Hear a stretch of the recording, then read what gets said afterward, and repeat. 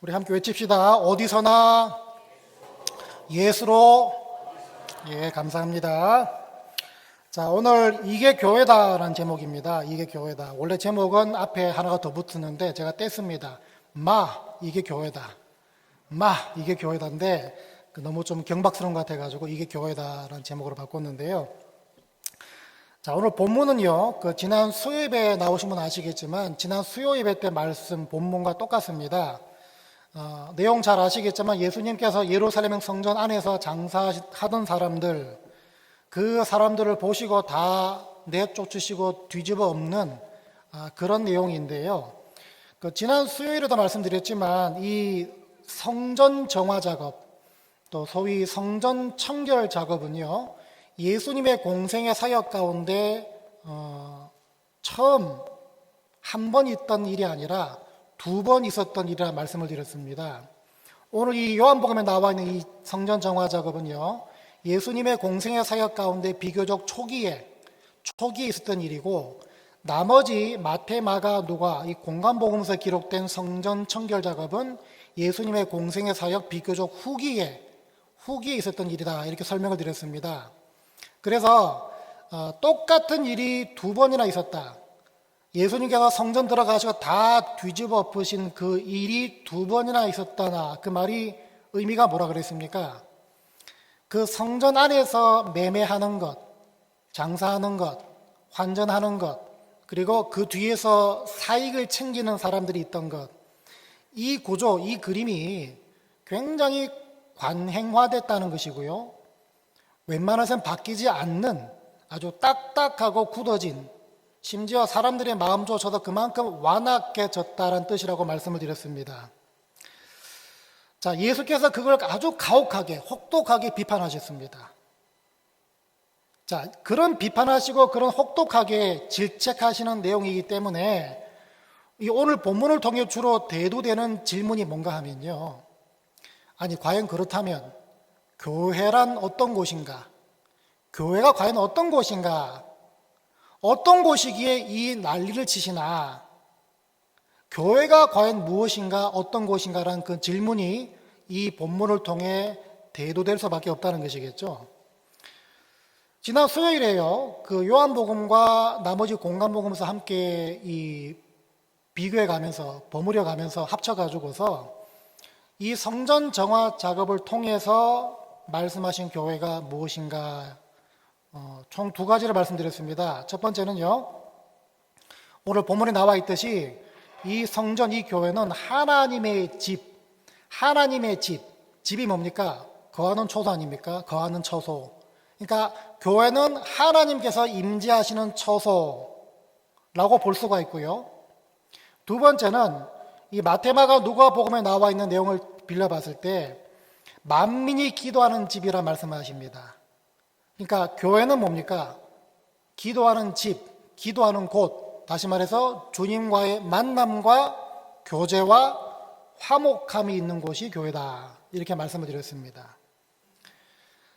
자, 이 2가지인데요, 이 하나님이 임재하시는 처소, 그리고 성도와 하나님과의 만남과 교제와 그리고 화목함이 있는 곳이다, 이렇게 말씀을 드렸는데, 특별히 이 기도하는 집, 기도하다, 이 기도하다라는 동사를 우리가 주목할 필요가 있는데요, 우리가 기도한다 그러면 주로 뭡니까? 간구하다, 내 바람을 아뢰다, 이런 식으로 해석할 수가 있습니다. 물론 틀리지 않습니다. 그런데 더 들여다보면요, 기도한다는 그 말의 뜻이 단순히 간구하다로 그치는 것이 아니라, 그 기도하다라는 그 헬라어가 가만히 뜯어보시면 이 프로슈케라는 그 헬라어를 씁니다. 프로슈케.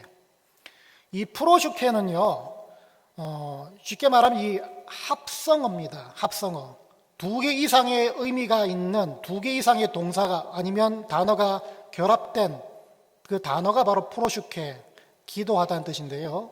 자, 어떤 뜻이 들어간 단어가 서로 결합이 됐나 보니까, 먼저 가까이 하는 것, 곁에 두는 것, 어디를 향해 가는 것, 가까이 두고 곁에 있는 것, 향해 가는 것, 이 뜻을 갖고 있는 프로스라는 단어가 하나가 있고요, 동시에 소유한다, 간직한다, 붙잡는다, 열심을 낸다, 함께한다라는 뜻을 갖고 있는 에코. 이 프로스와 에코가 같이 합쳐진 단어가 이 프로슈케, 기도하다란 단어라는 것입니다. 자, 그러니까 하나님의 집은 어떤 집이냐? 기도하는 집이다. 만민이 기도하는 집이라 말씀하셨는데요. 그렇다면 그 뜻을 갖고 그대로 옮겨오면 하나님의 처소, 임재하시는 처소, 이 교회는 어떤 곳입니까? 하나님을 내 곁에 가까이 모시고 하나님을 향한 열심을 품는 곳이 교회라는 것입니다. 하나님을 여러분 가까이, 여러분 곁에 두고서 그 하나님을 향해 열심을 두는 그곳이 바로 교회라는 것입니다. 그 모습이 때로는 기도로 나오기도 하고요. 그 모습이 때로는 예배드리는, 그 모습이 때로는 뜨겁게 찬양하는 모습으로 드러난다는 것이고요. 그 모습이 더 나아가서 우리 삶 가운데 서로 섬기고 봉사하고 또 교회 일에 헌신하는 모습으로 드러난다는 것이겠죠. 열심을 품는다. 자, 주님께서 의도하신 그 기도의 뜻이 바로 이렇다 보니까 여기 나와 있던 성전뜰의 장사꾼들, 환전상들, 그리고 그 뒤에서 사익을 챙기던 사람들, 뭐가 잘못됐습니까? 뭐가 잘못됐기 때문에 그거 다 둘러보셨습니까? 이 사람들은요, 자기들 곁에 가까이 둔 게 하나님이 아니었다는 것입니다. 이 사람들이 갖고 있던 열심은요, 하나님이 아니었다는 것입니다. 열심의 대상, 열심의 방향, 열심의 목적이 하나님이 아니었다는 것입니다. 이 사람들이 자기 가까이 둔 것은요, 무엇이었습니까? 물질과 사람들이었죠. 이 사람들이 열심을 가졌던 그 열심의 대상 내지 목적은 뭐였습니까? 자기 금전적인 이익을 챙기는 것이었습니다. 하나님이 없다는 것입니다. 분명히 성전 안에서 그러고 있는데 그 안에, 그 사람들 안에는 이것이 하나도 없다는 것입니다. 하나님이 안 계시다는 것입니다. 이걸 어떻게 알 수 있는가 하면요, 여러분 공간복음서에서, 오늘 요한복음 말고요, 공간복음서에서 예수께서 하나님의 집은 기도하는 집이야, 만민이 기도하는 집이야 라고 말씀하신 그 직후에 어떤 말을 이어서 말씀하시나 보니까 너희들이 이곳을 강도의 소굴로 만들었다 말씀하십니다. 너희들이 이곳을 강도의 소굴로 만들었다. 하나님의 집, 하나님의 성전을 강도의 소굴로 만들었다는 것입니다. 실제로 그 당시에 예수님 당시 때의 도적대, 강도떼들은요, 일반적인 그런 주택에 거하지 않았습니다. 집에 거하지 않았습니다. 말 그대로 굴 같은 아무도 볼 수 없는 곳, 숨어 있는 곳, 실제로 동굴 속에 살았던 사람들이 강도떼요, 도적떼들이었습니다. 그 당시에 실제로. 그러면 그 안에서 뭘 하겠습니까? 당연히 훔쳐온 물건을 다 쌓아놓고 있을 것이고요. 당연히 다음 어떤 범죄를 어떻게 할까? 그 범죄를 모의하고 있었고, 수근수근거리고 있었고, 자기 주머니에 챙기기 위한 어떤 그런 숙덕숙덕거림이 그 동굴 안에서 분명히 행해졌겠죠. 그런데 그 모습이 바로 이 장사꾼들과 이 성전뜰에서 돈 바꾸는 사람들, 그리고 그 뒤에서 사익을 챙기는 사람들과 똑같았다는 것입니다. 똑같이 보셨다는 것입니다. 다시 말하면요, 모든 관심과 시선과 의식이 주님이 아닌 다른 쪽으로 가 있었고요, 그 열심의 목적과 대상도 주님이 아니었다는 것입니다. 여러분, 그래서 결국 주님께서 정의하시는 교회가 여러분들이 정의하고 있는 교회와 똑같으려면 여러분 반드시 교회로 오는 여러분 자신을 제3자의 관점에서 냉정하게 보실 필요가 있습니다. 3자의 관점에서 교회로 발걸음을 옮기시는 여러분한테 늘 자문하시기 바랍니다. 나는 과연 누구를 가까이 하고 누구에게 열심을 내고 있는가? 이 질문에 답이 정확하셔야 합니다. 그래서 그냥 예배 드리러 나오시든 성가대로 섬기시든 아니면 여러분 식사 봉사나 찬양팀으로 섬기시든 교사로 봉사하시든 여러분은 이 교회에서의 모든 시작을 늘 기도로 시작하셔야 됩니다. 기도를 시작하셔야 합니다.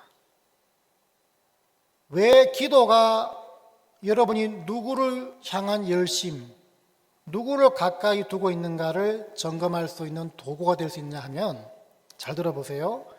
모든 예배와 모든 섬김과 모든 봉사와 모든 헌신 전에 올려드리는 그 기도는요, 그 기도는 이 예배와 섬김과 헌신과 봉사가 어디로 가고 있고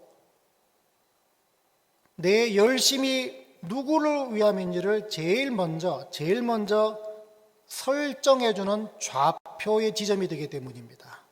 딱 찍어놓고 준비하라는 것입니다. 딱 찍어놓고 예배드리든 섬기든 봉사다 하라는 것입니다.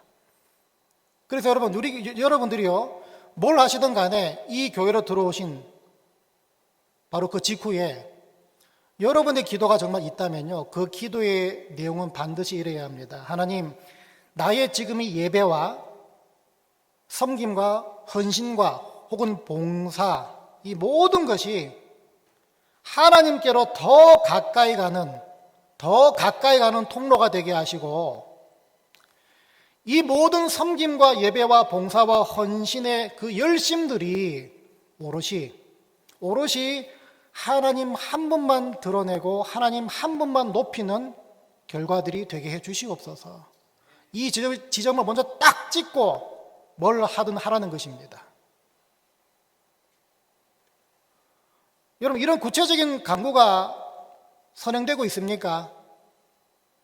아니면 시간에 쫓겨가지고 그냥 앉자마자 나는 하나님을 예배합니다 이러고 있습니까? 만일에 그렇지 않다면 우리는 지금 성전 안에서 책망받고 있는 장사꾼들, 환전상들, 그리고 그 뒤에서 사익을 챙기는 사람들과 별반 다를 게 없다는 것입니다. 왜? 의식과 시선과 관심이 딴 데가 있기 때문에. 한시라도 붙잡아주지 않으면요, 우리는 늘 흐트러집니다. 네 열심히 출처도 불분명하게 되는 것이고요, 하나님을 가까이 두기보다는 다른 것을 가까이 두려고 오는 발걸음이 될 수밖에 없다는 것입니다. 우리는 그런 존재들이에요.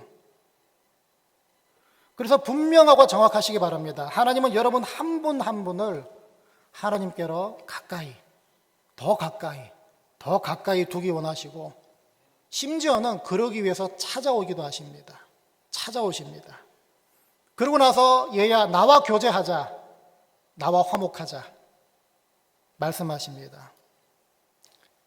다른 누구보다도 하나님은 바로 이런 일, 다시 말해 여러분들을 찾아가시고 여러분들을 가까이 두시는 일에 굉장히 열심이신 분이십니다. 하나님이 그런 분이라면요, 저와 여러분들은 그런 하나님께 합당하게 맞춰가는 것이 정말 중요합니다. 합당하게 반응하라는 것입니다.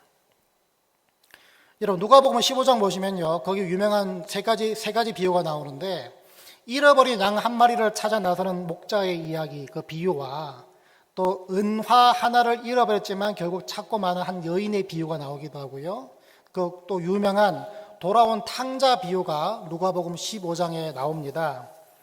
통상 그 잃어버린 것들을 찾는다, 이걸 비유로 얘기할 때 통상 그 비유가 어떤 목적으로 쓰입니까? 주로 잃어버린 자들, 다시 말해 불신자들이 하나님께로 돌아오는 그 얘기를 얘기할 때 이 비유가 종종 언급됩니다. 자, 근데 가만히 보시면요, 그 비유들이요, 불신자들만, 그 사람들을 위한 비유가 절대 아닙니다. 오히려 저와 여러분 같이 성도, 하나님의 자녀, 이미 구원받은 자, 이 사람들조차도 잃어버린 양이 될 수 있고요, 잃어버린 은화가 될 수도 있고요, 집 나간 탕자가 될 수 있다는 것입니다. 왜냐하면 우리 역시 지난 일주일간 우리 삶의 모습을 한번 찾아보시기 바랍니다. 어떻습니까? 마치 잃어버린 사람처럼, 마치 예수와 전혀 상관없는 사람처럼 살아왔기 때문입니다. 똑같이 잃어버린 모습으로 살아왔다는 것입니다. 그래서 그런 비유들의 무게중심은 잃어버린 자에게 두는 것이 아니라 그런 우리들을 가까이 하려고 찾아오시는 그 하나님의 열심의 무게 중심을 둬야 되는 비유들입니다.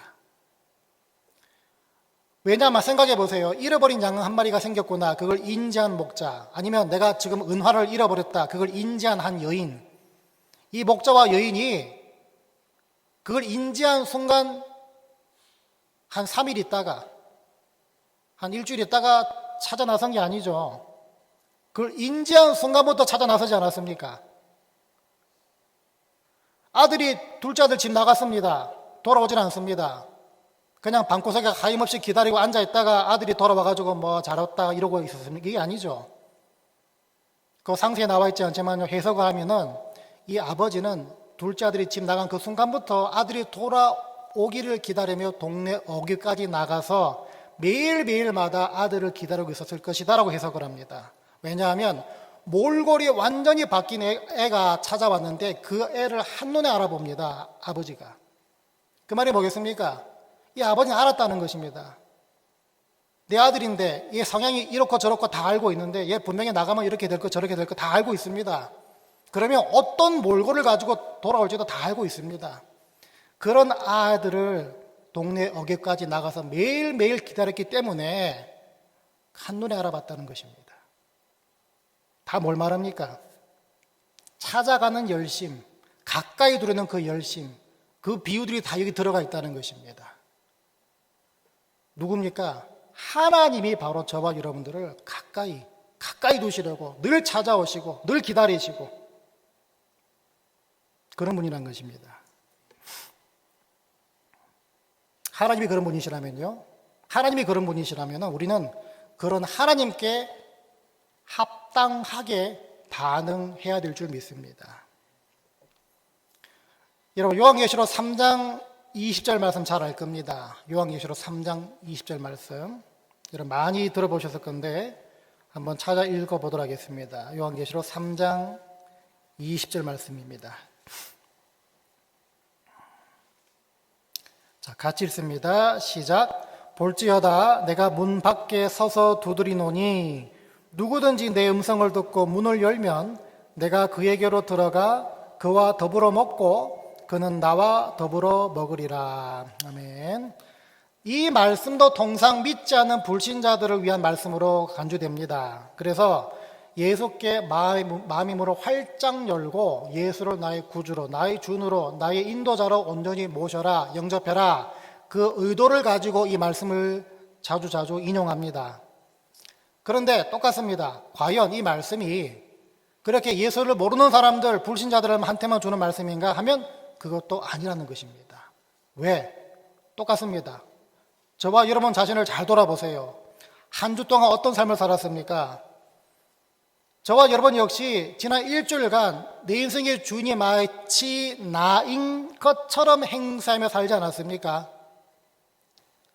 무엇을 선택하고 무엇을 결정할 때 내가 마음 내키는 대로, 내가 경험한 대로, 내가 아는 대로 선택하고 결정했지, 언제 이 자리에 나와가지고 뜨겁게 기도하며 하나님의 뜻을 여쭤보며 그 과정을 거친 적이 있습니까?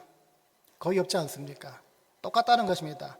여전히 나도, 예수 믿는 나도, 여전히 하나님의 자녀 됐다고 생각하는 내 성도조차도 이 문을 나서는 순간부터 여전히 내 인생의 주인이 마치 나인 것처럼 행세했기 때문에 이 요한계시록 3장 이 20절 말씀도 불신자들한테만 주는 말씀이 아니라는 것입니다. 여러분, 이 말씀을 근거로 그려진 성화 자주 보셨죠? 성화. 그 예수님께서 밖에서 이렇게 진짜 뭐 문을 이렇게 뭐 두드리신지 뭐 서 계신지 이렇게 그 그림 자주 보셨죠? 그 재미난 게 있지 않습니까? 뭐 그 당시에 실제로 뭐 주거지가 그런 형태로 만들어졌는지 모르겠지만 그 성화를 보면요, 밖에는 손잡이가 없죠. 안에서 열어줘야만 들어갈 수 있는 문입니다. 우리가 예수를 얼마나 우리 마음 밖에 두고서 그냥 하염없이 기다리게 만들 때가 얼마나 많이 있습니까? 그 상태로 있다가 살다가 이 자리에 나오지 않습니까? 그래서 이 말씀도 그렇고요. 아까 누가복음 15장 그 비유들도 다 그렇고요. 예수님은 지속해서 저와 여러분의 마음을 두드리신다는 것입니다. 그리고 우리를 향한 하나님의 그 열심과 간절함, 그게 정말 특별하고 유별나다는 것을 말해주고 있다는 것입니다. 바라기는요, 그런 하나님을 가까이 하시고 그런 하나님을 향한 열심을 품게 되시기 바랍니다. 여기서 열심은 딴 거 없습니다. 그런 하나님을 향한 간절함, 목마름, 그 하나님과의 만남을 향한 그 간절함, 목마름을 가지라는 것입니다.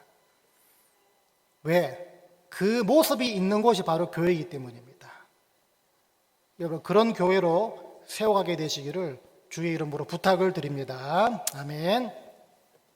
아멘이죠? 예. 자, 지난 수요일에 또 말씀드렸지만요,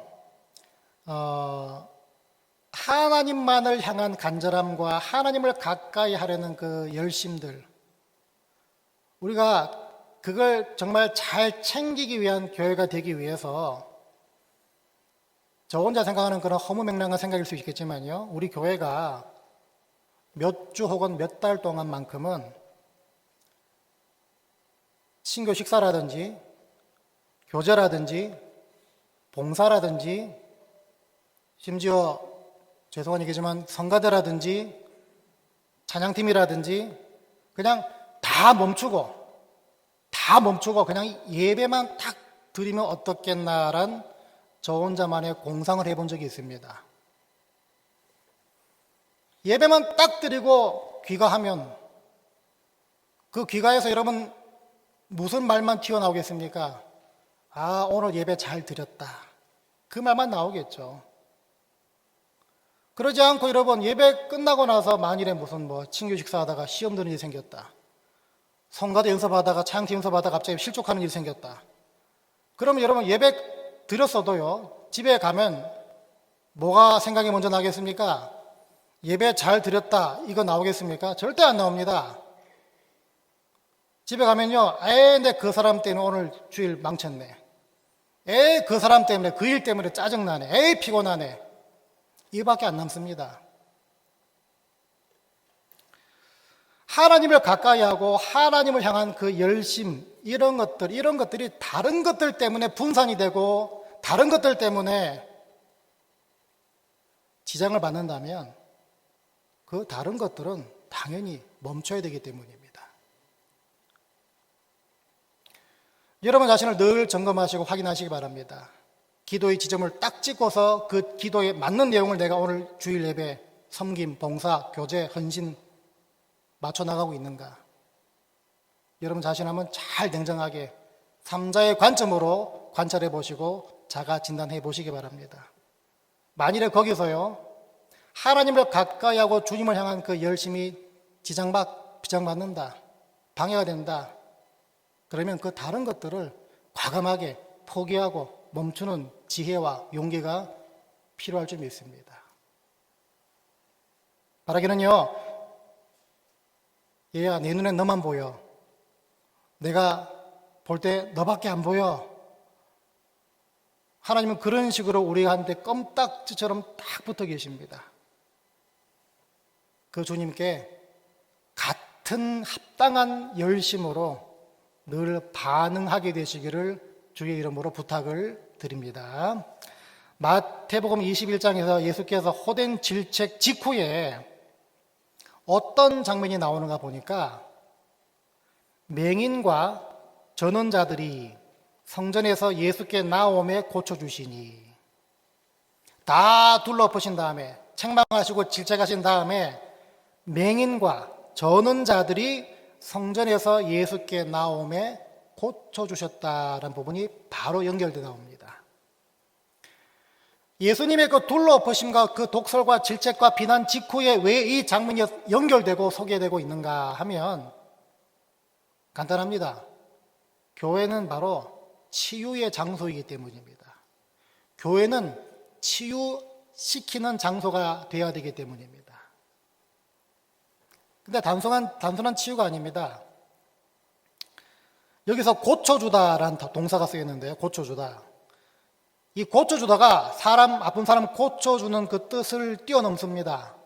뭔가 보니까요, 데라피오라는 그런 헬라어인데요. 이 데라피오가 아픈 사람, 병든 자를 고친다는 뜻을 뛰어넘어서 섬긴다, 종이 된다, 돌봐준다는 뜻을 갖고 있습니다.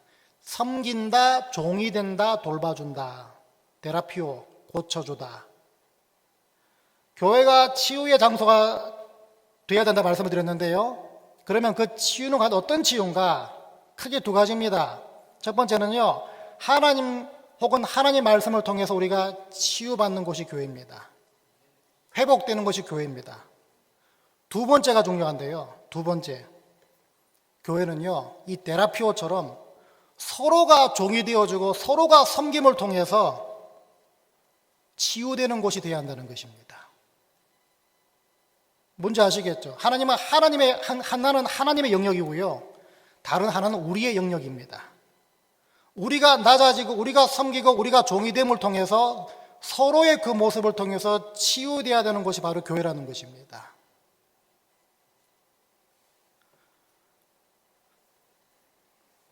왜냐하면 교회의 몸이신, 교회의 주인이신 예수님이 벌써 어떤 분이십니까? 이 땅에 섬김 받으려고 오신 분이 아니라 섬기려 오신 분이기 때문입니다.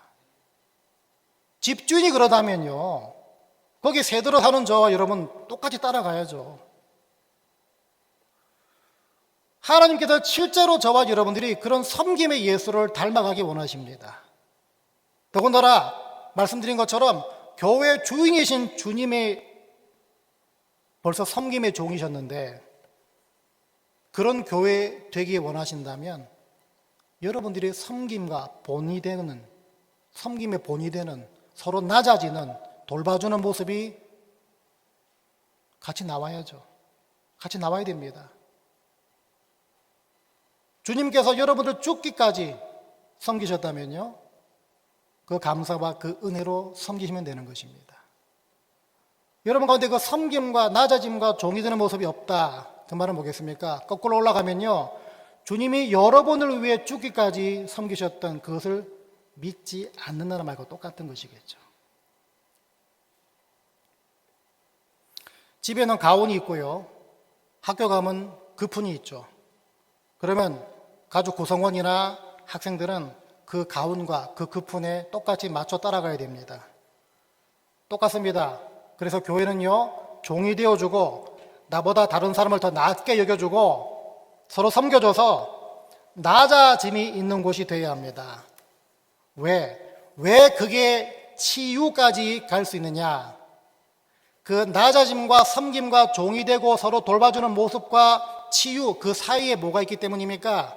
감동이 있기 때문이죠. 감동이 있기 때문입니다.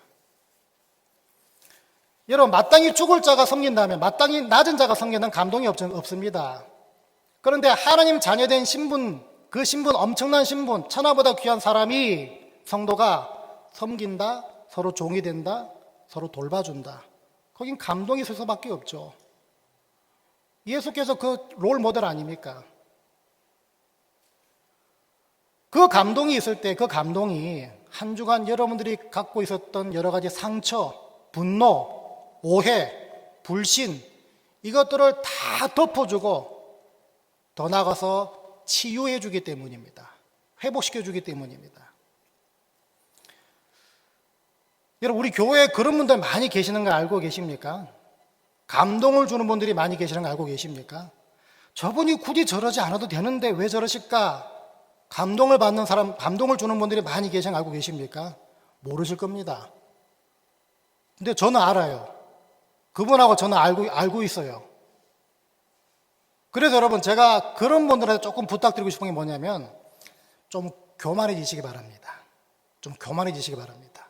본인이 한 그거 좀 자랑하시고 좀 드러내시고 슬쩍슬쩍 흘리시기 바랍니다. 나 오늘 이거 했다 저거 했다, 내가 그 사람 찾아가서 위로해줬다, 뭐 그런 거 좀 이렇게 돌아가면서 좀 슬쩍슬쩍 흘리세요.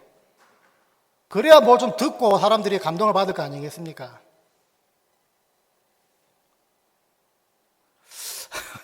믿질 않으시네.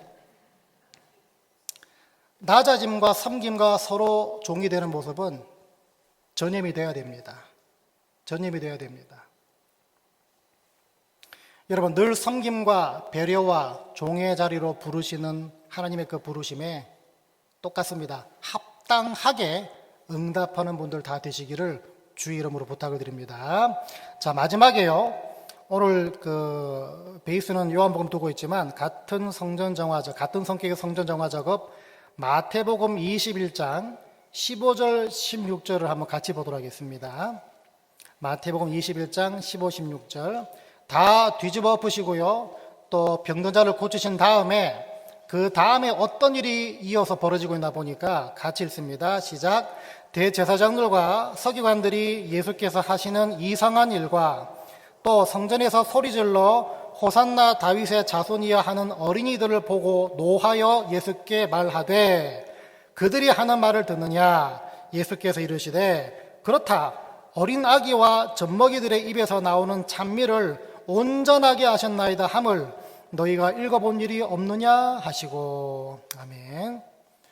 자, 이 장면을 통해서도 교회는 어떤 곳이 되어야 하는가 뽑아낼 수 있습니다.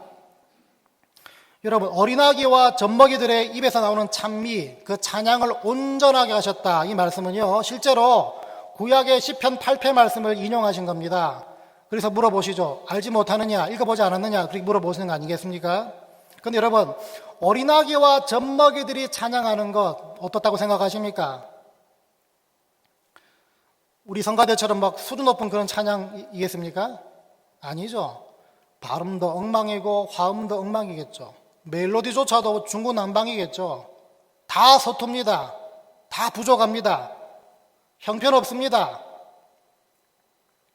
그런데 하나님은 그런 찬송을 기쁘게 연락하신다라고 말하고 계십니다. 그러면 교회는 어떤 곳이어야 된단 말이겠습니까?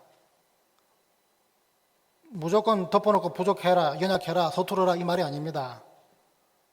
부족하고 서툴고 세상 눈으로 봤을 때 형편없을지라도 한참 모자라더라도 하나님을 높이길 원하는 그 마음만 가지고 모이는 것이 교회라는 것입니다. 그 마음만은 가지고 오라는 것입니다. 이걸 여러분 제가 생각해 보건데요, 이걸 쉬운 언어로 한번 바꿔봤습니다. 공감하실지 모르겠지만요, 이 말은 뭡니까? 영혼 없는 기술자가 되지 말라는 것입니다. 영혼 없는 기술자가 되지 말라는 것입니다. 하나님은요, 예배 기술자, 찬양 기술자, 기도 기술자, 교회 일 기술자, 종교 기술자를 찾지 않으십니다. 심지어 그런 분들이 모여서는 안 됩니다.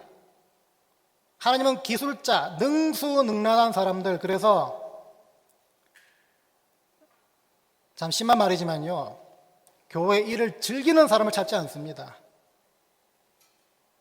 여기 보세요. 성전에 소리 지르며 찬양 아이들 한번 보세요. 성전에 소리 지르며 찬양하는 아이들 보세요. 그냥 호산나 하며, 아마 뜻도 잘 몰랐겠지만 그냥 호산나 하며 하나님을 찬양하고픈 마음, 그 마음밖에 없는 애들입니다. 그에 반해서 이 아이들에게 화냈던, 노했던 사람들은 누굽니까? 소위 말해서 뭡니까? 성전 업무 관련자들, 다시 말해 제사 기술자들, 제사 업무 기술자들이었습니다. 종교 기술자들이었죠. 율법 기술자들이었습니다. 이 사람들은 하나님의 일에 능수능란했습니다. 하나님의 일을 잘했습니다. 하나님 일을 할 때 수준 높았다라는 평가도 받았을 것입니다. 그런데 앞서 주께서 하신 지적과 질책과 비난의 대상이 다 됐습니다. 왜 그런가? 여러분 기억하세요. 하나님은 중심을 보는 분이시기 때문입니다. 하나님은 여러분의 중심을 보는 분이시기 때문입니다. 물론 수준 높은 찬양, 완벽한 순종, 거기다가 중심까지 잘 잡혀 있으면 금상첨화죠. 그런데 우리는 그렇지 않습니다. 우리 사람은요, 늘 잘하고 싶고 보여주고 싶고 인정받고 싶고 높아지고 싶어하는 그런 본성이 있습니다. 어떤 분들은요, 교회를 많이 하는 것이 내 신앙 좋은 걸로 착각하는 분이 계십니다. 참 조심스러운 얘기지만요. 신목사 저래 말하니까 오늘 나 이거 안 해, 저거 안 해, 이러지 마시고요. 어떤 분들은 그런 분 계십니다. 교회를 많이 하는 것이 내 신앙, 내 믿음 좋은 걸로 착각하는 분들 계시는데, 그때 한 번은 브레이크가 걸려줘야 되죠. 하나님 내 중심을 보실 때 어떻게 생각하실까? 여러분, 높아지고 싶고 인정받고 싶고 보여주고 싶은 그 욕망이 교회 안에서 굴러가게 되면요, 그때 바로 이 사람들 등장하는 겁니다. 종교기술자들, 예배기술자. 거기로 전락을 해서 오늘 책망받는 장사꾼들, 환전상들, 그 뒤에서 사익을 챙기는 사람들로 전락하는 것입니다. 늘 기억하십시오. 하나님은 저와 여러분의 중심을 보십니다. 비록 서툰 예배, 온전치 못한 봉사, 실수가 많은 순종일지라도 여러분들의 중심이 앞서 말씀드렸던 하나님을 가까이 하려는 간절함과 하나님을 향한 그 열심과 낮아지는 섬김으로 충만해지셔서 각자가 서로를 치유하는 그런 도구로 쓰임받는다면 그곳이 바로 주님께서 기뻐하시는 가정과 교회요 하나님 나라인 것입니다. 제가 1부에 때도 말씀드렸지만요, 아마 제가 오후쯤에 제가 그 링크를 우리 그룹방에다 다 보내드릴 건데요, 제가 몇 해 전에 우연히 봤던 영상이 하나가 있는데, 아마 무슨 동남아시아 어디에 있는 고아원 같아요. 고아원 같은데 한 아이가 식사 기도를 합니다. 밥 먹기 전에. 그 동남아 국가에서 먹는 이렇게 식판 음식들 뻔하지 않습니까? 우리처럼 여러 반찬 있는 게 아니라 그냥 푸석푸석한 쌀에다가 몇 가지 있는 그런 거 앞에 두고서 애가 식사 기도합니다. 식사 기도하는 영상인데 정말 간절하고 정말 열심히 기도합니다. 식사 기도임에도 불구하고. 그런데 그 식사 기도가 우리가 통상 하는 그런 식사 기도와 많이 다릅니다. 아주 달라요. 왠지 아십니까? 그 영상의 제목이 뭔가 보니까요, 수화로 식사 기도하는 어린이입니다. 수화로 식사 기도하는 어린이. 오늘 오후에 한번 제가 보내드린 거 한번 보세요. 참 머리가 쭈뼛쭈뼛 섭니다. 참 부끄러워지기도 하고요. 수화를 전혀 모르는 제가 봐도요, 그 동작 하나가 진정성이 있습니다. 간절합니다. 우리처럼 신발끈 매는 척 하면서 기도하는 분도 계시고요. 어떤 분은 하나님 아버지 감사 땡 이렇게 하는 분도 계시는데, 이거하고 아주 차원이 다릅니다.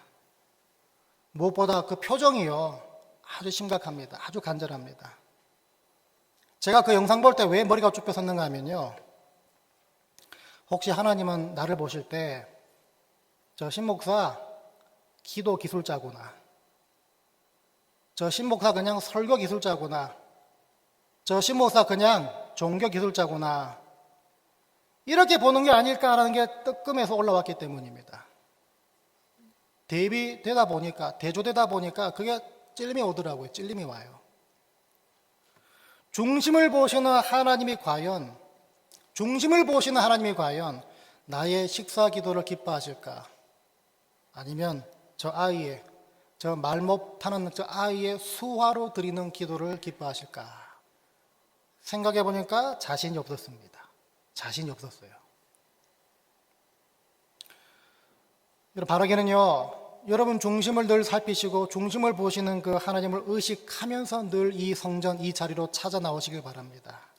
그래서 여러분 가정과 이 교회가 책망받을 일만 넘쳐나는 것이 아니라 하나님이 늘 주목하시고 하나님이 늘 높임받으시고 하나님이 우리의 예배와 우리의 헌신과 봉사를 통해서 하나님 한 분만 영광을 받으시는 그런 가정과 그런 교회와 그런 공동체, 그런 하나님 나라로 세워가는 데에 한 분 한 분 다 쓰임받게 되시기를 주의 이름으로 간절히 축원드립니다.